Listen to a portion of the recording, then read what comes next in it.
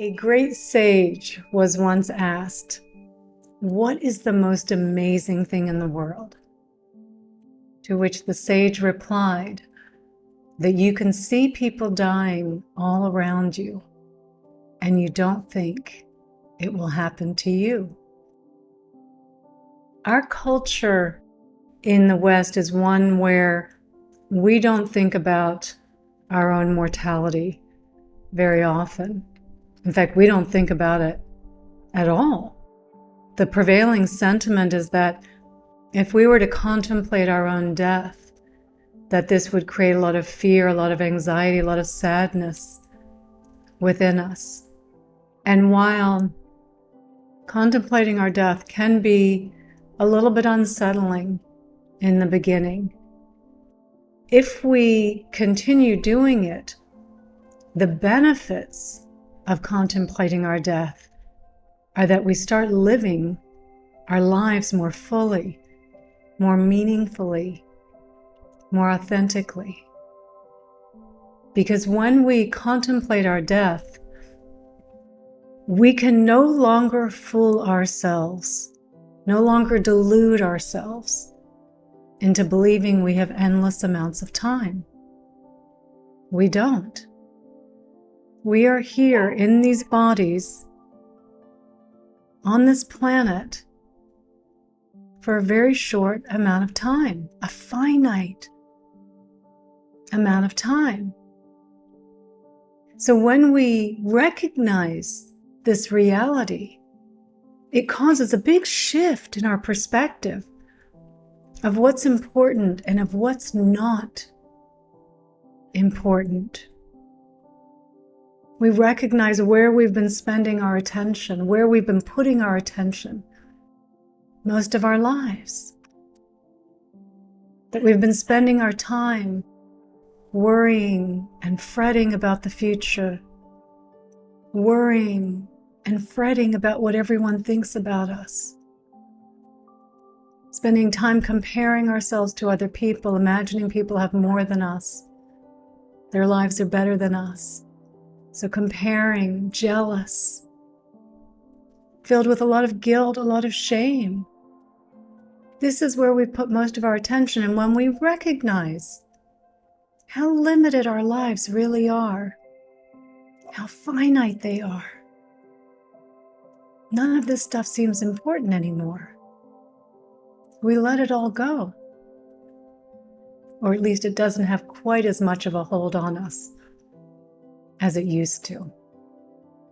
So when we contemplate our own death, the fear that we've been carrying around our whole lives, that's been shaping so many of our decisions, our choices, our actions, that fear doesn't have as much a hold on us any longer. So we finally have the courage to live our lives so that we don't get to our deathbeds regretting that we wasted our lives because we thought we had endless amounts of time, because we thought death was something that happened to other people, not to us.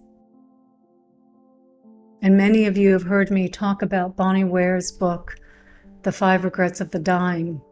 She is a palliative care nurse and has spent years, I think decades, with people as they were dying. And she started to notice a trend in the things that they were all saying, the regrets that they were having on their deathbed, because they didn't think it would happen to them. So when they got to their deathbed and were reviewing their lives, the number one regret that came up, I wish I'd had the courage to live the life I'd wanted to, instead of the life that others expected of me. How easily we let that fear of conforming to what society expects of us, of what other people expect of us, of how we should be living our lives. But when we contemplate our own death and we realize we only have a short amount of time here, that we will not always be here on this planet, the fears that stop us, the worries and fears of what other people will think if we do something different, suddenly seem very meaningless. And we have the courage to live our lives more fully. The number 5 regret, I wish I'd allowed myself to be happy. On their deathbeds, finally recognizing that happiness is a choice, that we don't have to stay stuck in our old habits and patterns our whole lives. We can do things to change that. And of course, that's what we're all doing here, right? The path of enlightenment and awakening.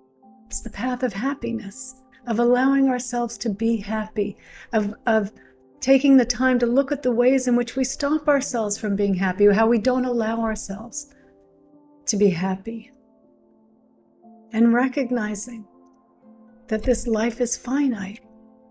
We shouldn't waste it, dwelling on all these imaginary things that are happening, imagining what other people think about us, stopping us from being happy. We recognize our happiness is important. So when we contemplate our death, we make that more of a priority. The number 3, regret. I wish I'd expressed my feelings to people that mattered to me. How much time do we spend, in fear of what they might think if we were to tell someone what they really meant to us, to tell our friends, our family, to let people know how much their presence in our life affected us, that we are sharing this journey together, that we are here on this planet together at this time, and how much that meant to us. But we think, well, there's endless amounts of time. I'll do that later. There's not. We have a finite amount of time. We don't know when this is going to end. So the more that we contemplate our death, the irrational fears that have been holding us back from having more meaningful relationships, from doing things that really matter to us, that make a difference in the world, to focusing on the things that are important. Suddenly, we let go of all those things that don't matter, and we are able to focus on what does matter. That's what contemplating our death does. It's not a morose exercise, a morbid exercise. It's not meant to create fear in us. It's meant to wake us up, to recognize how precious our lives are, to value the lives that we have, to stop taking our lives for granted. And in that waking up, to abandon the things that don't matter, that are taking up all of our attention. And the number 2 regret on the list. I wish I hadn't worked so hard. No one's on their deathbed wishing they'd worked harder. And of course, I mean this to a point where we have enough. You've got enough food, you've got a nice home, you've got enough money in the bank. And yet, this drive to keep working so hard, to accumulate more money, more material items. No one's on their deathbed grateful that they had a big bank account. It's the relationships that matter. Number 4, regret. Keeping in touch with old friends. Wish we'd kept in touch. But because our attention was on other things, we let things go. The things that mattered, we weren't focusing on because we thought we had endless amounts of time. We don't. We have a limited amount of time. And as the great Indian yogi Atisha says, and I might be paraphrasing this a little bit, if you don't contemplate your death in the morning, your morning is wasted. If you don't contemplate death in the afternoon, your afternoon is wasted. If you don't contemplate death in the evening, your evening is wasted. So he's not saying 24 hours a day we're contemplating our death. but that we are thinking about it periodically throughout the day. That when you wake up in the morning, thousands of people didn't wake up this morning, but you woke up this morning. Your eyes opened. You're going to see the sunrise. Your body's working. You can go out to the kitchen and make your favorite cup of tea or coffee and watch the sunrise or read the news, talk with your partner. We take these things for granted as though we're always going to be able to do this or that person's always going to be there. This is all very temporary. Don't take it for granted. Remember when you wake up, wow, I woke up. One day I'm not going to wake up. So I better take advantage of this. I better appreciate this precious life that I have. And then later through the day, around lunchtime, maybe you're going for a walk and you see some dead leaves on the ground, or you see some branches from a tree that's fallen off or a tree that's dying. And you can remember, that's going to happen to me too. This body is going to decay too and turn to dust, just like those leaves, just like those branches, that dead tree.